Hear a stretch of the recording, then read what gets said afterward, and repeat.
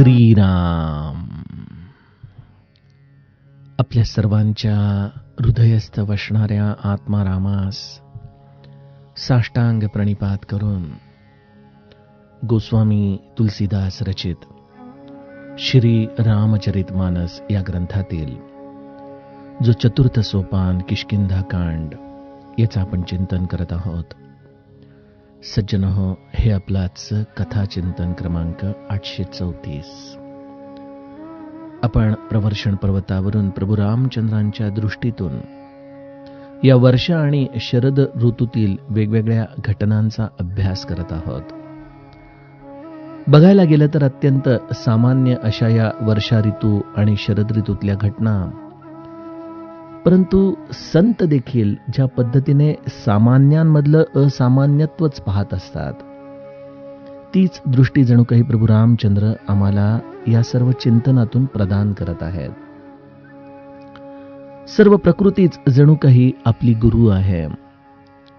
तिला जो साक्षी भावाने पाहिल त्याच्यासाठी हा निसर्ग तिच्या वेगवेगळ्या घटनांमधूनच त्याला जीवन जगण्याची सूत्र प्रदान करत असतो.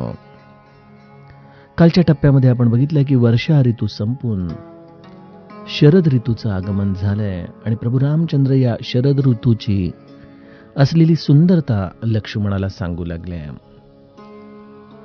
त्यामध्ये आपण कालच्या टप्प्यात खंजन पक्षाचं उदाहरण बघितलं की ज्या पद्धतीने मनुष्याचं सुकृत हे योग्य वेळेला त्याच्या निदर्शनास येतं, त्याप्रमाणे हा खंजन पक्षी देखील पावसाळ्याच्या पश्चात प्रभू रामचंद्रांच्या दृष्टीस पडलेला आहे.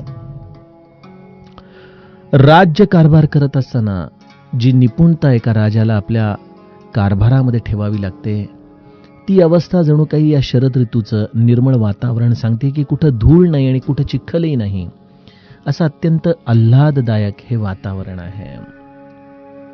सरोवराचं पाणी आटू लागलेलं आहे आणि त्यामुळं माशांमध्ये चलबिचल सुरू झाली आहे की हे पाणी ज्या झपाट्याने संपत आहे तसा तसा त्यांना मृत्यू आपल्या समोर दिसू लागला आहे. प्रभू रामचंद्र या जलचरांशी देखील संलग्न झालेले आहेत. आकाश आता निरभ्र झालेलं आहे, तरी देखील तुरळक असलेले ढग कुठंतरी वर्षा ऋतूचं प्रसाद पुन्हा पुन्हा देत आहेत. ज्याप्रमाणे एवढ्या अनंत भक्तांमध्ये काहीच मोजक्या भक्तांना भगवंताची भक्ती प्राप्त व्हावी, त्याप्रमाणे या शरद ऋतूतील हे पावसाचे थेंब आहेत. बाकी सर्वत्र निर्मळ झालेलं आकाश प्रभू रामचंद्रांना सद्भक्ताच्या अंतःकरणाची अवस्था सांगते की जे सर्व विषयांची आशा सोडून भगवंतमय झालंय आणि त्यामुळं त्याच्या अंतःकरणाची देखील ही अवस्था अशीच सुशोभित झालेली आहे. शरद ऋतू आलाय आणि समाजातील प्रत्येक घटक हा आता आपल्या कार्यासाठी म्हणून घरातून बाहेर पडू लागलेला आहे. चले हर्षित जी नगर नृप तापस बनिक भिकारी. 4 राज्य, तपस्वी, व्यापारी आणि भिकारी, अशा रीतीने गोस्वामीजी आम्हाला या समाजातले 4 स्तर सांगतायत आणि हा प्रत्येक जण आपल्या उदारनिर्वाहासाठी घरातून बाहेर पडलेला आहे. प्रभू रामचंद्र या सगळ्यांचे हे चालत असलेले हे सर्व उदरभरणाचे विधी पाहून मनात विचार करतात की जिमी हरी भगती पायी श्रम तजही आश्रमी चारी. भगवंताची भक्ती प्राप्त झाल्यानंतर जसे सर्व आश्रमाच्या लोकांचे श्रम हे संपून जातात, तशी ही अवस्था या चाललेल्या पांथस्थांमध्ये प्रभू रामचंद्र पाहत होते. सज्जनो, इथपर्यंतचा कथाभाग आपण काल बघितला. आपण कालच चौपायांचं गायन केलं असल्यामुळं आज त्याची दुरुक्ती आपण करणार नाही. आपण आता थेट या 17व्या दोह्याच्या प्रथम चौपाईपासून चिंतनाला सुरुवात करूयात. प्रभू रामचंद्र पाहतायत की सुखी मीन जे नीर अगाधा, जिमी हरी सरनन एक उबाधा.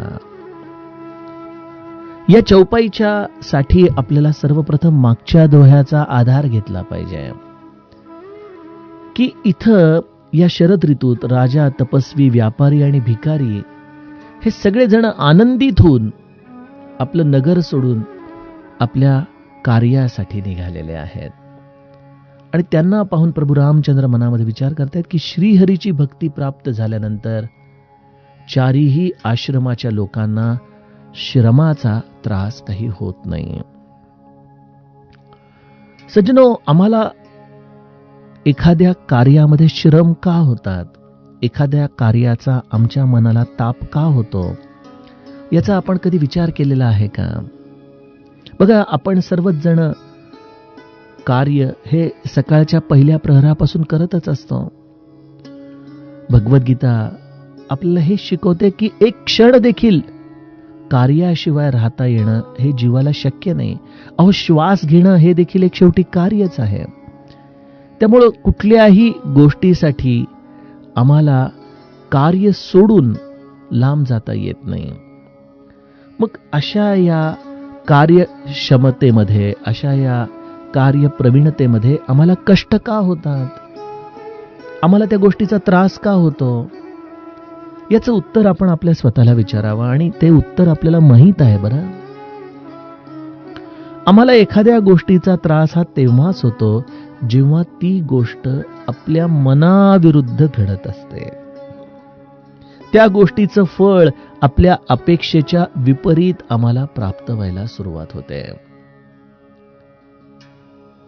आणि मग अशा वेळेला झालेल्या सर्व श्रमांचा आम्हाला खूप त्रास होऊ लागतो.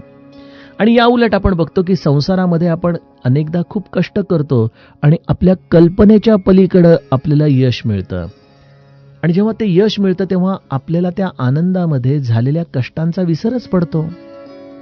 आपल्या लक्षात येत नाही की आपण केवढे कष्ट केले होते. ते राहू द्या हो, पण आपलं काम झालं ना, आता त्याचं काही कष्ट काही जाणवत नाहीत, अशी आपल्या मनाची अवस्था होते. म्हणजे कृती तीच आहे, कृतीचं फळ हे त्या गोष्टीचे कष्ट करायचे का नाही करायचे हे ठरवतं. बरोबर?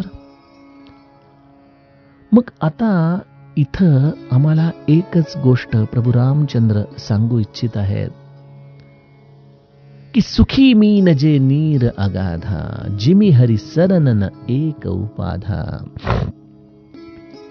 बघा, जे मासे एखाद्या सरोवरामध्ये अत्यंत खोल अशा पाण्यामध्ये आहेत, त्यांना मात्र कुठल्याही प्रकारची चिंता नाहीये. असे हे मासे अत्यंत निश्शंकपणे आपल्या जीवनाचा आनंद घेत आहेत. त्यांना कुठल्याही प्रकारची काळजी, चिंता भेडसावत नाहीये. प्रभू रामचंद्र जेव्हा अशा माशांचा विचार करतायत तेव्हा त्यांच्या लक्षात येतं की माशांच्या प्रजातीमध्ये 2 प्रकार आहेत. अबुध कुटुंबी जिमी धनहीना. ही एक माशांची अवस्था बघितली की जे सरोवराचं पाणी घटत चाललेलं आहे याचा विचार करून तडफडू लागलेले आहेत. आणि त्याच वेळेला असेही काही मासे आहेत की जे सरोवराच्या अत्यंत खोल अशा भागामध्ये आहेत. कदाचित वरचं पाणी संपत असेल नसेल याची त्यांना कल्पना देखील नाही. ते मात्र अत्यंत स्वच्छंद असा विहार त्या सरोवरामध्ये करतायत. या 2 माशांच्या अवस्थेवरून प्रभू रामचंद्र आपल्या अंतरंगात विचार करतात की या खोल पाण्यामध्ये असलेल्या माशांना जसं सुखदुःख बाधत नाही, जसं त्यांना कर्मफळ बाधत नाही, जसं त्यांच्या मनाच्या विपरीत घडतंय का अनुकूल घडतंय याची त्यांना कल्पना नाही, त्याप्रमाणे ज्या सद्भक्ताचं मन हे आपल्या आराध्याच्या चरणी शरणागत झालेलं आहे, असा जो अखंड आपल्या आराध्याच्या स्मरणामध्ये आहे, त्याला देखील त्याच्या जीवनामधल्या लाभहानीचा साधी जाणीव देखील होत नाही. त्याच्या आनंदाला कधीच आहोटी लागत नाही. असा हा जिमी हरी सरनन एक उबाधा. जो भगवंताला शरण गेलेला आहे त्याला कुठल्याही प्रकारची बाधा ही कधी त्रासच देत नाही. आपण म्हणाल की अहो, मग आम्ही पण शरणागत आहोतच ना, आम्ही पण नित्य नमस्कार करतो, आम्ही देखील नामस्मरण करतो, आम्ही देखील सर्व काही महाराजांना आवडतं असं करतो, मग आम्ही पण शरणागतच आहोत ना. मग शरणागत या शब्दाचा अर्थ काय? जाता येता साष्टांग प्रणिपात करणं म्हणजे शरणागती आहे का? श्री महाराजांना जे जे काही आवडतं ते सर्व करणं म्हणजे शरणागती आहे का? त्रिकाळ उपासना करणं म्हणजे शरणागती आहे? शरणागती या शब्दाचा अर्थ काय? आम्ही तर हा परमार्थामध्ये नित्य ऐकत असलेला शब्द आहे. मी आपणास विचारतो की आपल्या दृष्टीने शरणागती या शब्दाची व्याख्या काय?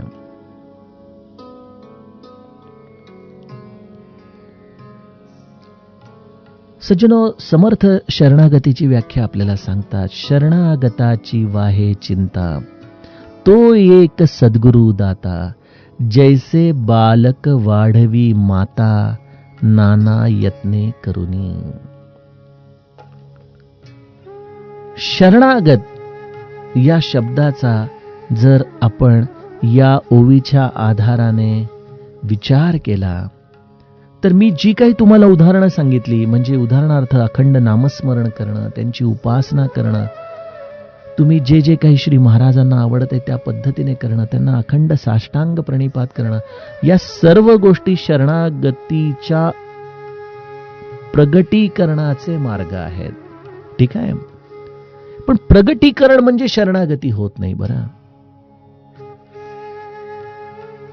शरणागती या शब्दाचा समर्थांच्या या ओवीच्या आधाराने अगदी थोडक्यात जर त्याची व्याख्या करून सांगायची झाली तर आपली इच्छा भगवंताच्या इच्छेमध्ये मिसळून राहणं याचं नाव शरणागती आहे. जे जे काही घडत आहे ते सर्व काही माझ्या कल्याणाचं आहे. पूज्य बाबा उदाहरण द्यायचे ना, अर्थात वाणीरूपी महाराजांचं हे उदाहरण आहे की जसं समर्थ म्हणाले ना आपल्याला की जैसे बालक वाढवी माता नाना यत्ने करुनी. पूज्य बाबा म्हणायचे की जसं एखादं लहान मूल आहे, नुकतंच खायला शिकलेलं आहे, आणि मग आई त्याच्याशी बोलता बोलता ते काहीतरी खेळत असतं आणि आई कुंड्यामधून त्याच्या आवडीचा आमटी भात म्हणा, वरण भात म्हणा, दही भात म्हणा, काहीतरी घेऊन येते आणि ते मूल आईने काहीतरी घास आणलेला आहे म्हणताच आ करतं. ते विचार करत नाही की आईने काय आणलंय, ते आपल्यासाठी चांगलं आहे का वाईट आहे. आईने आणलंय ना, मग ते चांगलंच असणार. अशा पद्धतीने ते मूल जसं आ करून आईने दिलेला घास स्वीकारतं, त्याप्रमाणे सज्जनो, आपण जेव्हा सद्गुरूचे बालक होत, सद्गुरूच्याकडे एक लहान मूल म्हणून जाऊत आणि तो जे काही आपल्या जीवनामध्ये करत आहे, जे काही आपल्याला तो देत आहे, त्याविषयी मनामध्ये कुठलीही शंका नाही. आपण आता देतच आहात तर मी घेतो, पण मला असं वाटत होतं, ही शरणागतीमधली असलेली बाध्यता आहे. तू करतोयस ना, मग ते बरोबरच आहे. तू देतोयस ना, ते योग्यच आहे.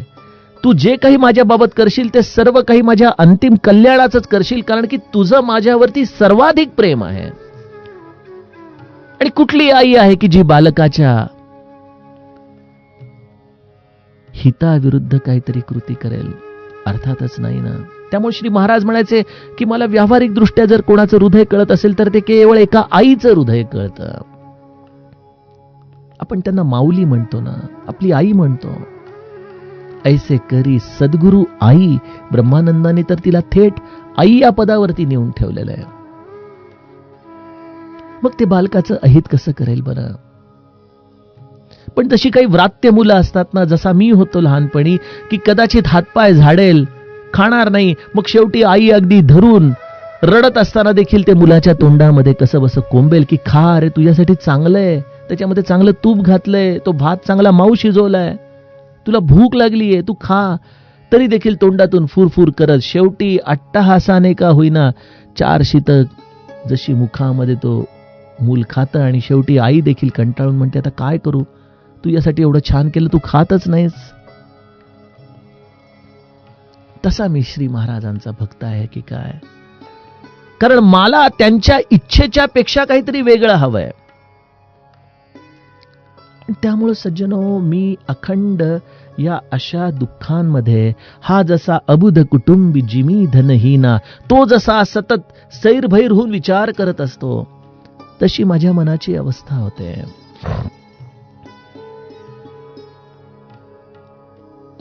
परंतु ज्याला हे जमलं की एकदा मी आता त्यांचा झालोय ना, मग आता ते बघतील काय करायचं, जे योग्य असेल ते करतील.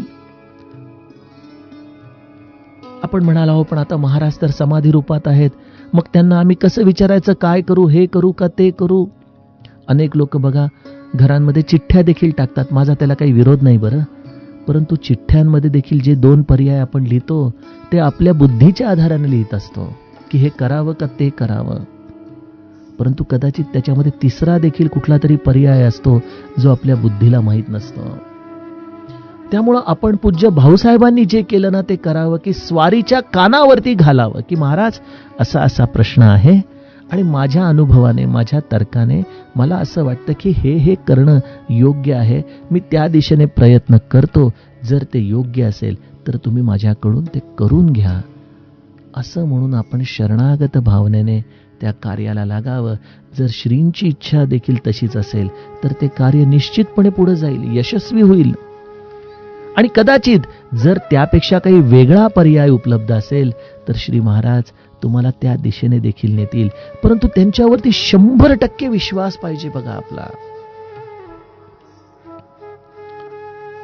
आणि तो विश्वास आहे की नाही ह्याचं हे द्योतक आहे की जिमी हरी सरनन एक उबाधा.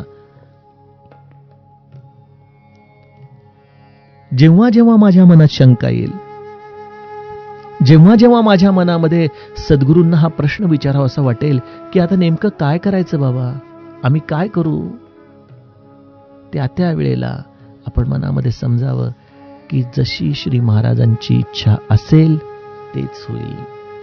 बघा भगवंताने आपल्याला बुद्धी दिलेली आहे आणि एक लक्षात घ्या, बुद्धी ही आपल्या आत्मस्वरूपाशी अत्यंत संलग्न आहे. त्यामुळं हा जो आत्मस्वरूप असलेला आपला सद्गुरू आहे ना, तो सर्वप्रथम आपल्या बुद्धीला संवेदना देत असतो, बुद्धीला आपल्या तो कार्य करायला भाग पाडत असतो. त्यामुळं परमार्थामध्ये कधी अंधश्रद्धाळू होऊ नका, कुठल्याही चमत्काराच्या नादी लागू नका.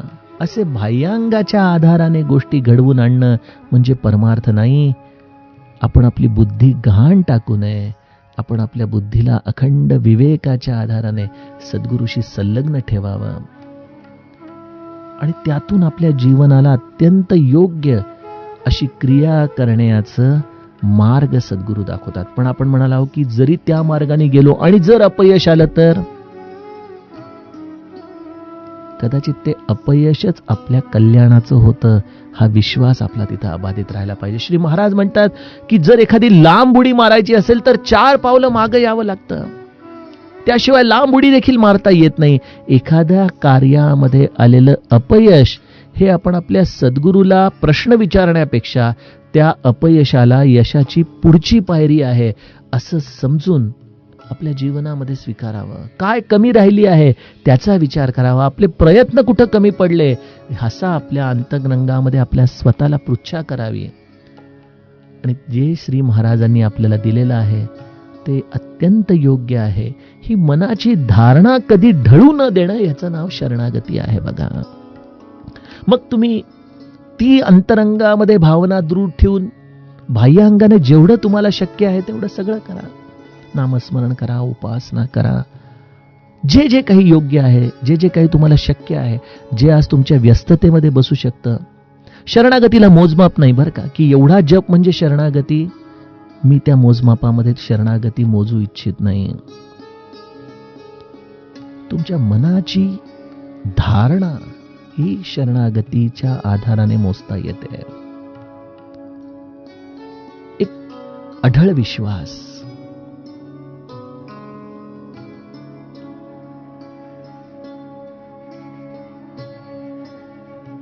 जो जीवनाच्या कुठल्याही प्रसंगाने कधीच हलणार नाही.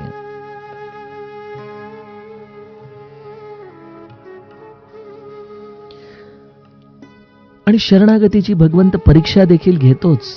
असं म्हणू नका की मी केवळ त्याच्या इच्छेमध्ये इच्छा मिसळून आहे.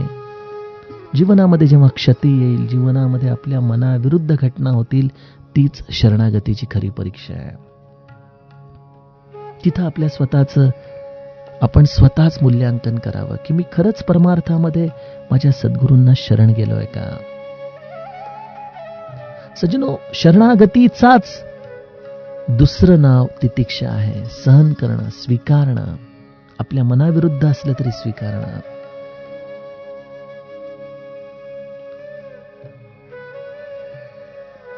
असं आपण खोल खोल खोल या शरणागतीच्या प्रवाहामध्ये सद्गुरूच्या चरणांना घट्ट हृदयाशी धरून राहावं. आणि इथं मिळालेला लाभ काय आणि हानी काय ही कोणाबरोबर गेलेली आहे पुढं. त्यामुळे या लौकिक जगाच्या आधाराने आपण आपल्या सद्गुरूचं किती काळ मूल्यांकन करायचं हा देखील एक प्रश्न राहतोच ना. बघा, प्रभू रामचंद्र देखील आपल्याला ते सांगतात की फूले कमल सोहसर कैसा निर्गुण ब्रह्म सगुण भय जैसा. या सरोवरामध्ये जी सुंदर सुंदर कमळाची फुलं उमललेली आहेत, त्या कमळाच्या फुलांनी सगळं सरोवर झाकलं गेलंय. जणू काही पाणी तिथं दिसतच नाहीये. सगळा हा कमळाचा उत्तम असा सुंदर दृश्यच या तलावामध्ये दिसतंय. परंतु प्रभू रामचंद्र याची तुलना करताना म्हणतात की जरी हे कमळ असलं तरी त्याच्या खाली जल आहे. त्याप्रमाणे निर्गुण निराकार ब्रह्म जेव्हा सगुण साकार होतं त्यावेळेला त्याचं रूप देखील असंच विलोभनीय असतं.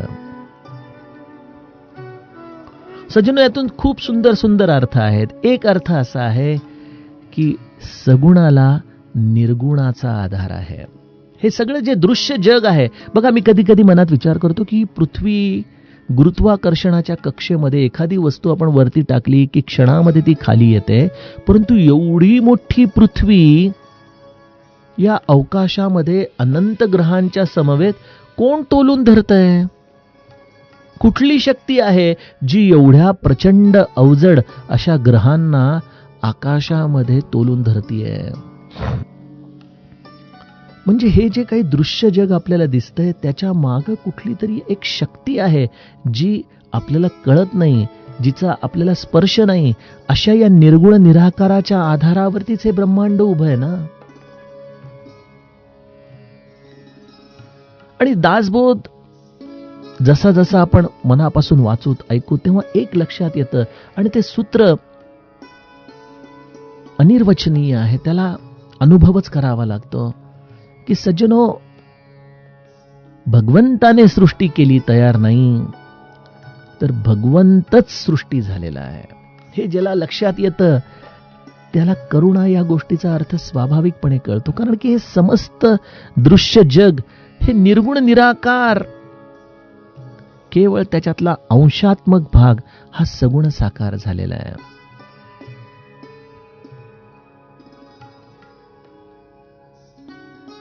आहे खरं तर तो भगवंतच आहे. खरं तर ते कमळाच्या फुलासारखं सुंदर या सृष्टीचं रूप, परंतु त्याला हा निर्गुण निराकाराचा आधार आहे. त्याच्याशिवाय सगुण साकार हे व्यक्तच होऊ शकत नाही. आणि बघा, कमळाची उपमा दिलेली आहे, इतर फुलं का नाही सांगितली?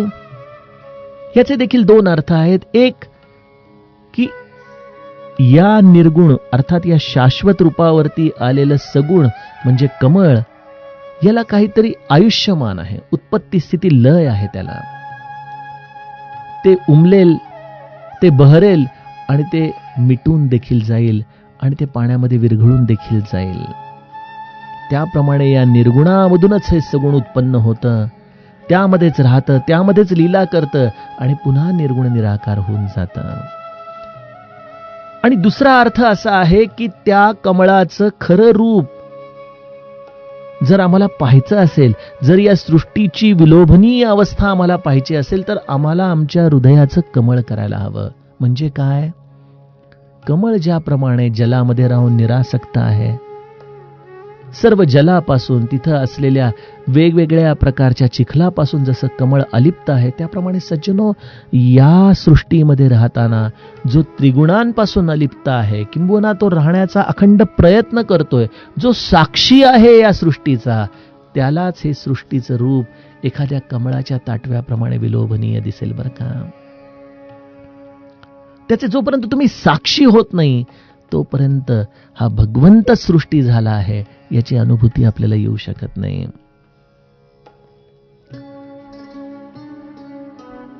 त्यामुळे निर्गुणाच्या आधाराशिवाय सगुण नाही, आणि सगुणाचं सौंदर्य निरासक्त झाल्याशिवाय आपल्याला प्राप्त होऊ शकत नाही.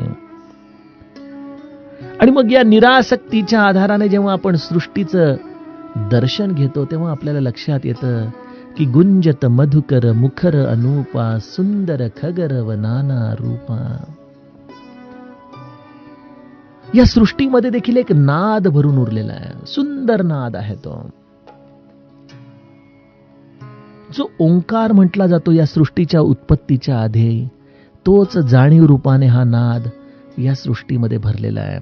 ज्याची अजपा सिद्ध झाली त्यालाच या नादाशी तादात्म्य पावता येतं. तो नाद इतका सुंदर आहे, जणू काही अनंत भ्रमर या भगवंताच्या चरणाभोवती घुटमळतायत, असा तो विलोभनीय सुंदर असा नाद आहे. आणि मग या सृष्टीमधल्या प्रत्येक नादाला श्री महाराजांचं एक प्रवचन आहे की ज्याला या सृष्टीतल्या प्रत्येक वाक्यामध्ये नाम जाणवतं त्याची तयारी काही औरच असते. खरं तर या सृष्टीची ही व्यक्त अवस्था, जिथून हे चैतन्य प्रगटलं, या निर्गुणातून हे सगुण आलं, त्याचा जो जंक्शन पॉइंट आहे ना, त्याचं नाम ही अवस्था आहे. आणि त्यामुळे या समस्त सृष्टीमध्ये हे नाम भरून उरलेलं आहे. त्यामुळं यात उच्चारला गेलेला प्रत्येक शब्द हे नामच आहे. ही फार व्यापक भूमिका आहे सज्जनो. ही जोपर्यंत आपली कॉन्शियसनेस, आपली जाणीव या विश्वमनाशी एकरूप होत नाही, तोपर्यंत आम्हाला त्या नादाची स्थिती अनुभवता येऊ शकत नाही. प्रभू रामचंद्र पाहतायत की सुंदर खगर व नाना रूपा. प्रभू रामचंद्र या नाना पक्षांचा हा सुंदर आवाज जणू काही आम्हाला सांगतायत की या विश्वामध्ये असलेला हा समस्त चिवचिवाट, अनंत वाचाळ बरळती बरळ त्या कैचा दयाळ पावे हरी, असं माऊली म्हणते. परंतु माऊलीची ही करुणा आहे की या अनंत वाचाळांना देखील तिने आपल्या कृपेने भगवंताच्या सन्मुख नेलेलं आहे. अशा या अनंत वाचाळांची असलेली ही बरळ संत देखील सुंदर खगर व नाना रूपा अशा रीतीने त्यांच्या या प्रत्येक निनादामधून जणू काही भगवंताचा नादच ते अनुभवत असतात. हीच त्यांची सहज समाधी असते सज्जनो. जो साक्षी आहे, जो त्रिगुणातीत होण्याचा प्रयत्न करतोय, त्याच्यासाठी या कदाचित अवस्था त्याला प्राप्त होऊ शकतात. परंतु जो या त्रिगुणांमध्येच लिप्त आहे, मग सत्वातून रज, रजतून तम, अशा पद्धतीने जो अधिक अधिक अधिक या आसक्तीच्या पाशामध्ये ओढला जातोय, त्याच्यासाठी मात्र हे विश्व, हे केवळ दृश्य जग राहतं, हे मटेरियलिस्टिक वर्ल्ड राहतं त्याच्यासाठी. आणि मग या त्रिगुणाचे रंग त्याच्या जीवनामध्ये त्याला स्पष्टपणे दिसतात. प्रभू रामचंद्र म्हणतात, चक्र बाक मन दुख निसी पेखी, जिमी दुर्जन पर संपत्ती देखी. खर तर चक्रवाक पक्षी हा संतांचा अत्यंत आवडतं उदाहरण. सदा चक्रवाकासी मार्तंड जैसा, उडी घालितो संकटी स्वामी तैसा, हरी भक्तीचा घाव गाजे निशाणी, नुपेक्षी कदा राम दासाभिमानी.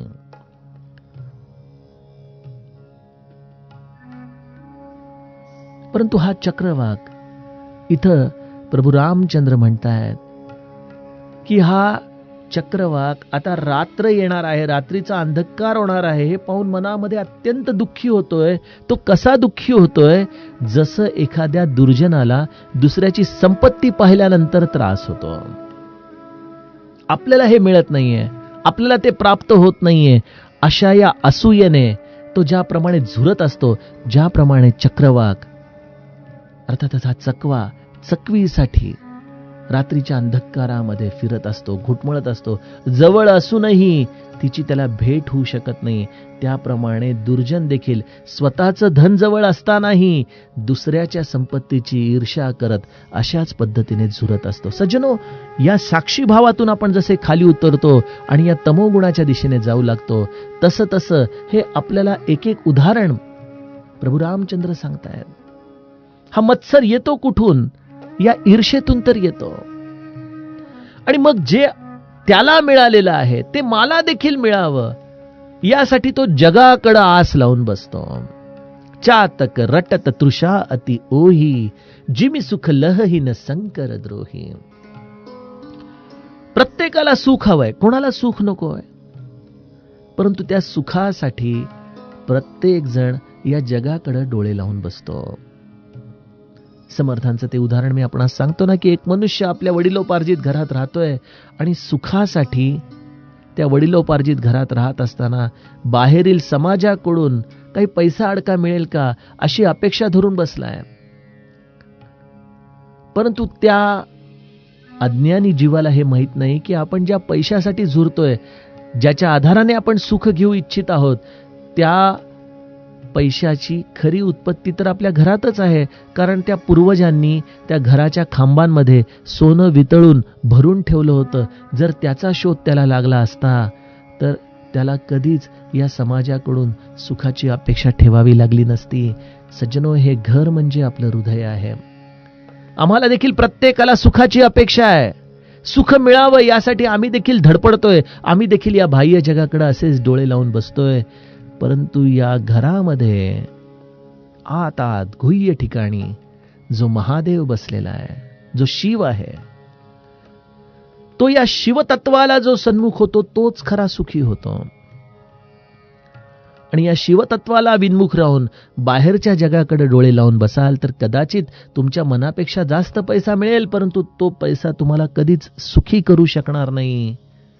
जिमी सुख लहहीन संकर द्रोही. शिवतत्वाला विन्मुख होऊन कधीच कोणीही सुखी होऊ शकत नाही. चातक पक्षी देखील वर्षा ऋतू संपून गेल्यानंतर कितीही काळ जरी ओरडत राहिला तरी वर्षेचा एक थेंब त्याला प्राप्त होणार नाही. कदाचित ओरडून ओरडून त्याचा जीव जाईल, परंतु त्याला त्या सुखाची गोडी प्राप्त होणार नाही. सज्जनो, बाह्य जगाकडून देखील सुख मिळवणं म्हणजे प्रारब्धात असलेल्या नसलेल्या गोष्टींची वाट पाहणं आहे. जर एखादी गोष्ट नसेल तर त्यासाठी असं चातकासारखं रटत राहण्यापेक्षा आपण आपल्या शिवतत्वाशी सन्मुख व्हावं. आपल्या महादेव रूपी असलेल्या सद्गुरूचं आपण ऐकावं, त्यांनी सांगितलेली साधना करावी आणि मग तो सद्गुरू राया कदाचित तुमच्या कल्पनेच्या पलीकडे तुम्हाला सुख देऊन जाईल, लौकिक अर्थाने देखील आणि पारमार्थिक आधाराने देखील. असं हे प्रभू रामचंद्र आपल्याला या त्रिगुणातीत सृष्टीचं सौंदर्य, जेव्हा जीव हा गुणांमध्ये आसक्त होतो तेव्हा कशा पद्धतीने हरवून बसतो, याचं हे सुंदर चिंतन या प्रवर्षण पर्वतावरून सांगत आहेत. त्यातील पुढील टप्पा सज्जनो आपण उद्याच्या कथा विभागामध्ये बघूया. जानकी जीवन स्मरण जय जय.